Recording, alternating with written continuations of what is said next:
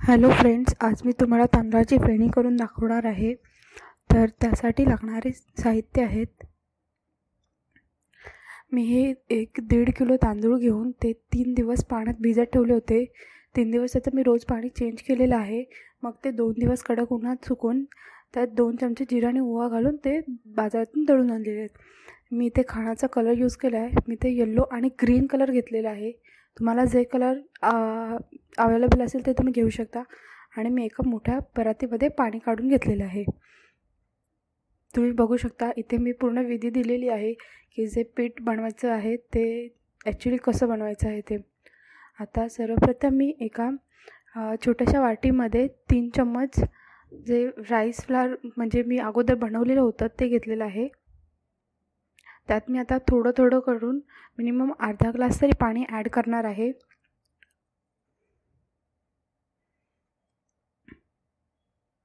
पण थोडं थोडं करून पाणी घाला, नाहीतर आपण सगळं पाणी एकत्र घातलं तर त्याचे लम्प्स होण्याची शक्यता असते.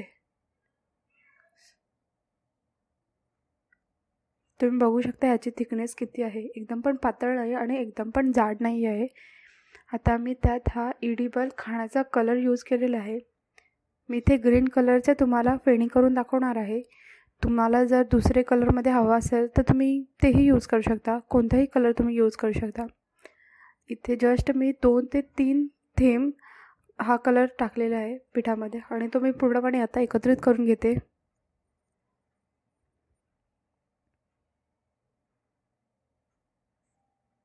तुम्हाला जर प्लेन हवा असेल तर तुम्ही प्लेन व्हाईटही करू शकता. जसं मी ग्रीन कलरचं करून घेतलेलं बॅटर तसंच मी येलो कलरचंही करून घेतलेलं आहे. आता मी एका मोठ्या टोपामध्ये 2 ग्लास पाणी उकळण्यासाठी ठेवलेलं आहे.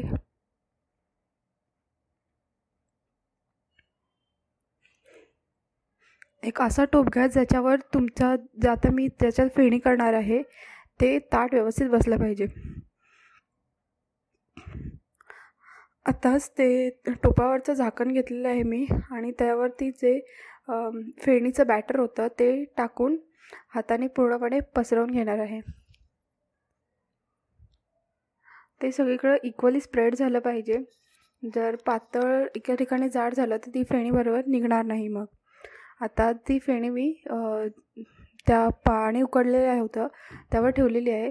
जस्ट 2 मिनटे मी त्याला स्टीम करून घेणार आहे.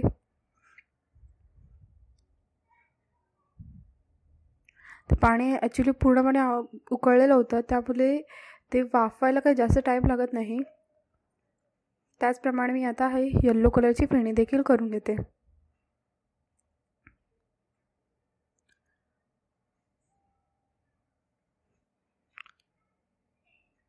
आणि मी जी ग्रीन कलरची काढून आता मी हा येल्लो कलरची फेणी इथे वाफवण्यासाठी ठेवलेली आहे.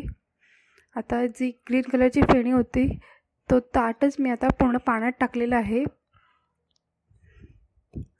आणि मी एका काडीच्या मदतीने ती फेणी आता काढून घेणार आहे. एकदम हलक्या हाताने काढून घ्या आणि हळूहळू पाणी वावरती घेतलं तरी चालेल, ज्याच्याने ती फेणी खूप इझिली निघून जाते. मी ही डायरेक्टली एका कपड्यावरही टाकू शकते, पण मी इथे एका टोपलीवरती टाकून त्याला 10 मिनिटे इथे सुकून घेऊन मग मी ते उन्हात वाळत लावणार आहे. त्याचप्रमाणे मी हे इथे येल्लो कलरची फेणी देखील काढून घेतलेली आहे.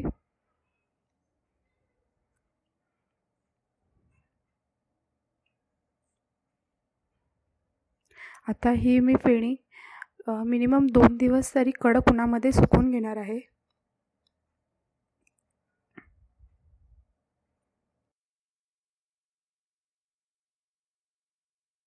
आता मी तुम्हाला ही सुकल्यानंतरची माझी फेणी दाखवते. तुम्ही जेवढी लहान साईज कराल तेवढीच चांगली होईल, कारण की ही फेणी तळताना खूप मोठी होते.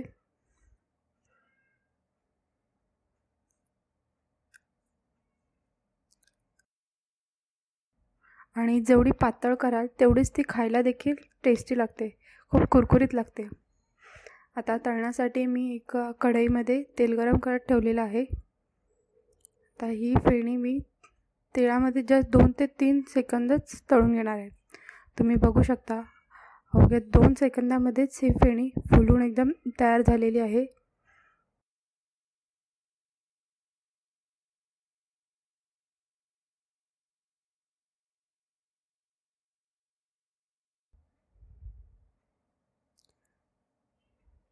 मी ते 2 कलरची फेणी केलेली होती. तुम्हाला जर अजून काही वेगवेगळ्या डिझाईन हव्या असेल तर त्याही तुम्ही इथे करू शकता.